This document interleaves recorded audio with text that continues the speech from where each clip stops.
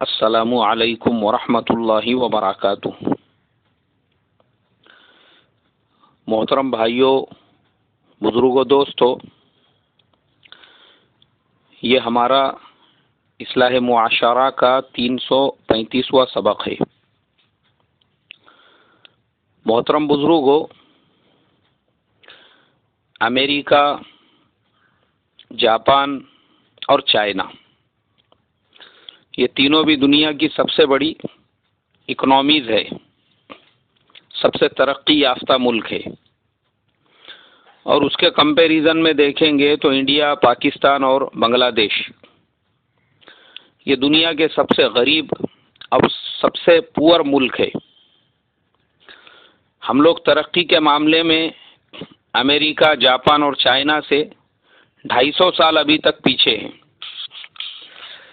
लेकिन जो कल्चर है, culture, European culture, American culture, Japan का कल्चर, उस कल्चर के मामले में हमने अमेरिका को भी पीछे छोड़ दिया है और उससे हम लोग 4 कदम आगे निकल चुके हैं। खाली इंडिया का हाल नहीं है, पाकिस्तान भी फहाशी के अंदर, उरियानियत के अंदर, गंदगी के अंदर इंडिया से पीछे नहीं रहा हुआ है। क्योंकि इंडिया में जितनी इंडिया की फिल्में नहीं देखी जाती है, उससे 4 गुना ज़्यादा लोग पाकिस्तान में देखते हैं, बांग्लादेश में देखते हैं। तो जो इंडिया का कल्चर, वही पाकिस्तान और बांग्लादेश का भी कल्चर बन चुका है। हमारे कल्चर का ये हाल है कि भले ही घर में जवारी ना हो, बाजरी ना हो, खाने के वास्ते दाल चावल ना हो, मगर फैशन हमारे घरों में वो यूरोप से ज़्यादा होना ज़रूरी है। और उसी फैशन की वजह से आज इतना बुरा हाल हो चुका है कि इंडिया के अंदर 2 तरह के इंडिया बसते हैं। एक तरफ तो वो गरीब इंडिया है, जहाँ पे आज लोग बैंकों के सामने 8-8 दिन से लाइन लगा के खड़े हुए हैं, जहाँ पे लोग अपनी बहन बेटियों की शादियों के लिए परेशान हैं, बेटियाँ खुदकशियाँ कर रही है, उनकी शादियाँ डिले हो रही है इसलिए। और दूसरी तरफ एक इंडिया वो है जहाँ पे जो हराम की पैदा की हुई औलादे है, वो कुत्ते कुत्तियों की तरह से रोड पे, रास्तों पे और ट्रेनों में जिना करने के अंदर बिजी है, बुरे काम करने में, गंदे काम करने में लगी हुई है। मेरा एक नॉन मुस्लिम फ्रेंड है, उसने मुझे एक वीडियो सेंड किया दिल्ली मेट्रो ट्रेन का। मैं वो वीडियो देखने लगा तो उसके अंदर एक लड़का, उसको देख के ऐसा लगने लगा कि ये भले ही इसका बाप रिक्शा चलाता हो, भले ही इसका बाप किसी मंदिर के सामने या किसी चौराहे के ऊपर भीख मांगता हो, मगर कपड़े वगैरह उसने ऐसे पहने हुए, फैशनेबल, एकदम हाई क्लास की जीन्स, उसके ऊपर टी शर्ट डाली हुई। और उसके बाद में जो लड़की उसके साथ में थी, भले ही उसकी माँ किसी के घर पे बर्तन धोती हो या वो किसी की नाजायज औलाद हो, भले ही उसका बाप चोर हो, डाकू हो, शराब का अड्डा चला चला के अपनी औलाद को ऐसे फैशनेबल कपड़े पहना रहा हो, मगर उसने अपने बदन के ऊपर ऐसे कपड़े डाले हुए थे कि यूरोप वालों को भी शर्म आ जाए। आधे इंच की चड्डी उसके आंग पर, जिसके अंदर उसके पूरे पैर नंगे नजर आ रहे हैं। और ऊपर का जो टॉप था, वो इतने भी टॉप के ऊपर था कि बीच का पूरा पेट नंगा, चड्डी उसके बदन पर और बाकी पूरा जिस्म खुला हुआ। तोबा तोबा, अस्तगफिरुल्लाह अस्तगफिरुल्लाह। ये वो हिंदुस्तान है जहाँ पे एक तरफ रोज़ाना 2500 से ज़्यादा रेप के केसेस होते हैं, हर घंटे में 200 से ज़्यादा रेप होते हैं। कहीं पे बच्चों के साथ में रेप हो रहा है, कहीं औरतों के साथ में, कहीं गैंग रेप हो रहा है। और दूसरी तरफ उसी इंडिया में ऐसे गंदगी के ऊपर कोई पाबंदी नहीं है, ऐसे कपड़े पहनने के ऊपर। अब ऐसी अगर लड़कियां कपड़े पहनकर निकलेंगी, मुझे आप बताइए ना, माहौल खराब नहीं होगा तो क्या माहौल अच्छा होगा? अच्छा, अभी उसी पर बस नहीं हुआ, खड़े खड़े दोनों भी इतने ज़्यादा बेकाबू हो गए, एक दूसरे के इतने ज़्यादा करीब में आ गए कि थोड़ी देर के बाद में बेकाबू होने के बाद दोनों ने एक दूसरे को चिवड़ना और चाटना शुरू कर दिया। कुत्तों की तरह से दोनों एक दूसरे को चाटने लगे और कुत्तों की तरह से उनका हाल हो गया। और जो था वीडियो लेने वाला, वो बेचारा वीडियो लेता रहा और दोनों भी आपस में ऐसे मदहोश हो गए जैसे कि रोड पे रास्ते पे जब कुत्ता कुत्ती एक दूसरे से जिना करते हैं तो उनको परवाह नहीं होती है। रास्ते से लोग आ रहे हैं, रास्ते से गाड़ियां जा रही है, रास्ते से पब्लिक चल रही है, उनको कुछ लेना देना नहीं है। ऐसे ही वो मेट्रो ट्रेन में लोग बैठे हुए हैं, वो देख रहे हैं इन दोनों को भी, मगर उनको कुछ लेना देना नहीं, और दोनों ने जो है वहीं पर कुत्ता कुत्ती की तरह से जिना करना शुरू कर दिया। ये मैं आपको किसी लॉस एंजलिस, किसी न्यूयॉर्क, किसी न्यू जर्सी, किसी न्यू मैक्सिको, या मैं आपको किसी स्विट्जरलैंड या स्वीडन या किसी ब्रिटेन, या मैं आपको किसी माल्टा, या मैं आपको किसी मकाऊ या किसी थाईलैंड का वाकया नहीं सुना रहा हूँ।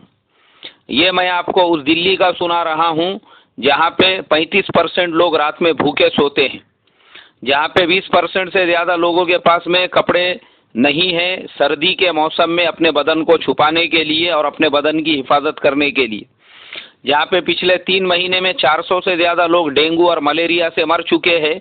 मैं उस दिल्ली की बात आपको बता रहा हूँ, वहाँ के अंदर ट्रेन में ये हादसा चल रहा था, मेट्रो के अंदर। अच्छा, वो जो नौजवान है जिसने ये पूरा शूट किया, शूट करने के बाद में उसने इसको ट्विटर के ऊपर डाला और उसने इसके ऊपर लिखा, वो बेचारा सामाजिक कार्यकर्ता था, उसको अच्छा नहीं लगा। उसने लिखा कि देखो, एक तरफ तो ये इंडिया है कि जहाँ पे ट्रेन के अंदर खुलेआम कुत्ता कुत्ती की तरह से ये लोग हरकतें कर रहे हैं। अगर ये कुत्ता कुत्ती की तरह से हरकतें करेंगे तो हमारे समाज में, हमारे मुआशरे के अंदर बदकारी आम नहीं होंगी तो क्या होंगी। बलात्कार जो बोले आज हो रहे हैं, हर जगह पे केसेस सुनने के लिए जो मिल रहे हैं, वो किसकी वजह से मिल रहे हैं? या ऐसी हरकतें होने की वजह से, लड़कियों के ऐसे कपड़े पहनने की वजह से। तो लोगों ने, बहुत सारे लोगों ने उसकी तायीद की, कहा कि आप बिल्कुल सही कह रहे हो। मगर मेरे मोहतरम बुजुर्गों, उसकी तायीद करने वाले जितने नहीं थे, उससे ज़्यादा मीडिया चैनल वाले उसके अगेंस्ट में खड़े हो गए, जिन्होंने टीवी पे ये दिखाना शुरू कर दिया और उसको बेचारे को बुरा भला कहना शुरू कर दिया कि बोले लोगों के जो कुछ पर्सनल मूवमेंट्स होते हैं उसको इसने क्यों वीडियो बना के ट्विटर के ऊपर डाला, ये उनके अपने पर्सनल मूवमेंट्स थे। उस नौजवान ने कहा कि पर्सनल मूवमेंट्स को अगर शेयर करना है वो अपने घर पे जाके, बेडरूम में जाके शेयर करो। अरे तुम्हारे में और एक कुत्ता कुत्ती में या एक सुअर और एक सुअरनी में क्या फ़र्क रह गया? वो भी रोड पे रास्ते पे ऐसे ही एक दूसरे के साथ में जिना करते हैं। तो कुत्ता कुत्ती बनने से अच्छा ये था कि तुम अपने घर पे जाके अपनी कार्रवाई को अंजाम देते, लेकिन तुम खुलेआम रोड पे रास्ते पे, और टीवी चैनल वाले उनकी तायीद करने लगे। मुझे थूकना दिल कहा उस टाइम पे। टीवी चैनल में जो एंकर था, आख थू बोल के पूरी ताकत से उसके मुंह पे, क्योंकि यही वो चैनल वाले हैं जो चैनल वाले ऐसे वक्त में जब कहीं पे रेप हो जाता है, दिल्ली में रेप हो जाता है, लोग रोड पे, रास्तों पे, दिल्ली गेट के सामने, लोकसभा के सामने, इंडिया गेट के सामने, और पता नहीं कहाँ कहाँ पे हजारों की तादाद में मार्च करते हैं, कलकत्ता में और बॉम्बे में और इधर और उधर पूरे मुल्क में। क्यों? रेप हो गया बोले। रेप के टाइम पे पूरे लोग होश में आ जाते हैं, लेकिन ये जो गंदगी फैल रही है, अब ये टीवी चैनल वाले, न्यूज़ वाले, यही लोग ऐसी चीज़ों को बढ़ावा दे रहे हैं। ऐसे लोगों के बढ़ावा देने से ही ये तमाम चीज़ें वजूद में आ रही है। मोहतरम बुजुर्गों, हमारी जिम्मेदारी क्या बनती है? हम मुस्लिम मुआशरे की, हमारे समाज की जिम्मेदारी क्या बनती है? आज का माहौल इतना गंदा हो चुका है मोहतरम बुजुर्गों, हमारी मुसलमान बहन बेटियां भी इस गंदगी से महफूज नहीं है। माँ बाप की जिम्मेदारी बनती है बचपन से अपने बच्चों को मसनून लिबास पहनाए, लड़कियों को फुल ड्रेस पहनाए। फुल ड्रेस, जो शर्ट आप उनको पहनाएंगे, जो कमीज या जो कुर्ता उसको पहनाते हैं, वो इतना, उसके आस्तीन लंबे होना चाहिए जो हमारे हाथ के गट्टों तक हो। शरीयत का पर्दा यहाँ तक ही है। अक्सर मुसलमान औरतों को मैंने देखा हूँ, उनके हाथ पूरे खुले हुए होते हैं या आधे खुले हुए होते हैं, या बहुत सारा आजकल तो फैशनल चल रहा है हाफ आस्तीन की बनियान पहनने का। औरतों के अंदर एक मिजाज बन चुका है, लेकिन मुस्लिम मुआशरे में वो कम है। मगर फिर भी मुस्लिम मुआशरे में हाफ आस्तीन का जो कुर्ता पहनने का जो रिवाज है वो हराम है, नाजायज़ है। उस औरत को अपने दोनों हाथ छुपाना भी ज़रूरी है। उसके अलावा आजकल जो है रबड़ की शलवारें आ गई है, जिसको लेगिंग्स वगैरह कुछ कहते हैं, नाजायज़ है वो पहनना। अल्लाह के नबी ने फरमाया था क़यामत के करीब एक ज़माना ऐसा आएगा, लोग रास्तों पे कुत्ता कुत्ती की तरह से जिना करेंगे। वो तो आज हम अपनी आंखों से देख रहे हैं। और उसके आगे फरमाया औरतें कपड़े पहनकर भी नंगी होंगी। ये वैसा ही है। बहुत सारी लड़कियां या औरतें वो लेगिंग्स जब पहनती है वो बदन पे ऐसी चिटकी हुई होती है, पता नहीं चलता है कि इसने खाली कमीज डाला हुआ है या कुछ नीचे से भी पहना हुआ है, क्योंकि वो पूरे बॉडी को चिपकी हुई है। हराम है उसका पहनना, नाजायज है। अपनी बॉडी के शेप को लोगों के सामने काय के लिए तू शेप को दिखा रही है? तेरे को भी दो चार कुत्ते चाहिए क्या? नहीं, काय के लिए? मतलब लोगों को अट्रैक्ट करने के लिए, ताकि तेरे को देख के जो है वो भी कुत्तों की तरह से तेरे पीछे लाइन लगाए। अरे तो फैशनेबल कपड़ों को छोड़ो, जो ढीला ढाला लिबास है हमारे शरीयत के अंदर उसको इख्तियार करो। बुरके भी आजकल ऐसे निकल चुके हैं, पूरे पहाड़ उसके अंदर से खुले तौर पे नजर आते हैं। इतना फिट वो बुरका होता है। काय के लिए पहनी तूने बुरका? तेरे पीछे और सामने दोनों तरफ के पहाड़ जब उसमें नजर आ रहे हैं तो बुरका पहन के मतलब क्या है? तू अपने बदन को छुपा रही है या बदन को जाहिर कर रही है या कुत्तों की लाइन लगा रही है अपने पीछे? हराम है, हराम। माँ बाप का फर्ज है अपनी औलाद के ऊपर ध्यान दे। हम अपनी बेटियों को कपड़े कैसे पहना रहे हैं? बहुत सारी मुसलमान लड़कियां बुरकों का उन्होंने गलत इस्तेमाल शुरू कर दिया है। अपने घरों से ही माँ बाप मना नहीं करते। इन माँ बाप ने, मुझे बताओ ना, बच्चों को बचपन से यूरोपियन कपड़ों का फैशन कौन बताता है? क्यों हम लोग अपने बच्चों को इस्लामी कल्चर वाले कपड़े नहीं बता सकते? हम अपने बच्चों को सही कपड़े नहीं बता सकते कि मुसलमान लड़की ने कैसे कपड़े पहनना चाहिए? यही माँ बाप अपने बेटियों को बचपन से जीन्स पैंट और टी शर्ट पहनने का आदी बनाते हैं, और आगे चल के वही लड़की किसी गैर का हाथ थाम के जब चली जाती है, शर्मिंदगी के अलावा कुछ भी नहीं होता है। यही माँ बाप। और उसी वजह से जब बचपन से इन लड़कियों को फैशनेबल जीन्स पैंट और लेगिंग्स और क्या क्या पता नहीं पहनने की आदत होती है, बड़े होने के बाद में उनको आयब लगता है शर्ट पहनना, शलवार पहनना, फुल ड्रेस पहनना। इसके लिए वो लड़कियां अपने महल्ले वालों को और अपने घर वालों को और रिश्तेदारों के ऊपर पर्दा डालने के लिए तो बुर्का पहन लेती है, मगर अंदर से वही जीन्स पैंट और टी शर्ट होता है, अंदर से वही यूरोप और अमेरिकन कपड़े होते हैं। और फिर जब वो बस में जाती है या बाहर निकलती है, उसके बाद अपना बुर्का डाल के अपने बैग में डाल देती है वो। मैं कभी कभी, हमारा काम चलते रहता, हमारे कुछ ऑफिसेस मॉल के अंदर है, वहाँ पे जाना पड़ता, तो मैं जाता हूँ, मेरी बहुत सारे लोगों से जान पहचान है। वो मुझे बताते, बोले क्या यार, बोले मौली साहब तुम्हारे लोग, तुम्हारी लड़कियां बोले जो कॉलेजेस वगैरह में पढ़ती है, वो कौन से कॉलेजों में पढ़ती है? बोले ये जो सामने पब दिख रहा ना, ये जो डांस बार दिख रहा, चलो तुम मेरे साथ कभी एक आध दिन दोपहर में 2 बजे के टाइम पे आपने आना, मैं आपको बताता हूँ। ये कॉलेजों में पढ़ने वाली लड़कियां बुरके पहन पहन कर अपने घरों से निकलती है, अपने बुरके वो यहाँ पे बैग में डाल देती है और अंदर जाके डांस करती है अपने धगड़ों के साथ में। और वो झगड़े कौन है क्या है कुछ पता नहीं, खाली डांस भी कर रही है या कुत्तों की लाइन अपने पीछे लगा रही है वो भी उसको पता नहीं है। और माँ बाप वहाँ पे खुश है, हमारी बेटी मेडिकल कर रही है, हमारी बेटी इंजीनियरिंग कर रही है, और बेटी आपकी जो है सिनेमा हॉल के अंदर अपने धगड़ के साथ बैठ के केमिस्ट्री के लेक्चर वहाँ पे सुन रही है। ये क्या हो रहा है हमारे समाज में?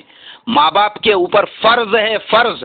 मैं पहले ही बता चुका हूँ, हम लड़कियों के तालीम के खिलाफ में नहीं है, हम तो उनके पक्ष में हैं। लेकिन उन लड़कियों के जिनके माँ बाप पूरे तालीम के साथ, तरबियत के साथ अपनी बच्चियों को पढ़ाने का काम कर रहे हैं, उनके नहीं। जो लड़कियां खुद अपने माँ बाप को धोखा देने का गार्डन भरे हुए हैं मुसलमान लड़कियों से अपने झगड़ों के साथ में, झगड़ों को लेके बैठी हुई है वो गार्डनों के अंदर, झगड़ों के साथ फिल्मों में बैठी हुई है। जैसे आम जो लोग, फिल्म का पहला जो शो होता है सैटरडे संडे को, जहाँ पे जगह नहीं होती है, वो आम लोगों की लाइन में आपको 50 वो मुसलमान लड़कियां नजर आएंगी जो माँ बाप से एक्स्ट्रा क्लासेस का बोलकर या कॉलेजेस का बोलकर निकली थी, वो झगड़ों के साथ वहाँ लाइन में खड़ी हुई है। और वो और उनके झगड़े सिनेमा हॉल के अंधेरे में क्या क्या कारनामे अंजाम दे रहे हैं, कहाँ कहाँ पे किसके किसके हाथ जा रहे हैं, मुझे और आपको पता भी नहीं है। और बस वहीं पे हाथ भी जा रहे हैं या उसके बाद और भी कुछ कार्रवाइयाँ हो रही है और कारनामे हो रहे हैं, वो भी हमको और आपको पता नहीं है।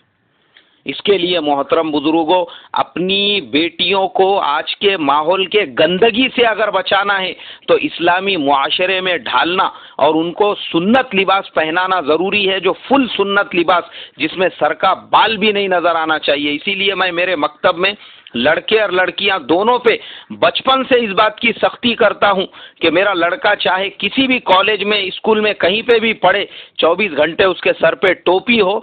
जब तक कॉलेज या स्कूल का टाइम है वहां का वो यूनिफॉर्म पहने, उसके फौरन बाद उसके बदन के ऊपर अपना सादा लिबास आ जाना चाहिए।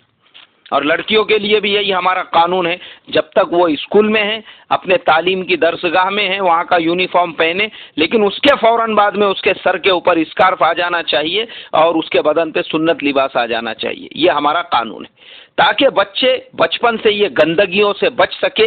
बाकी जिम्मेदारी आपकी है।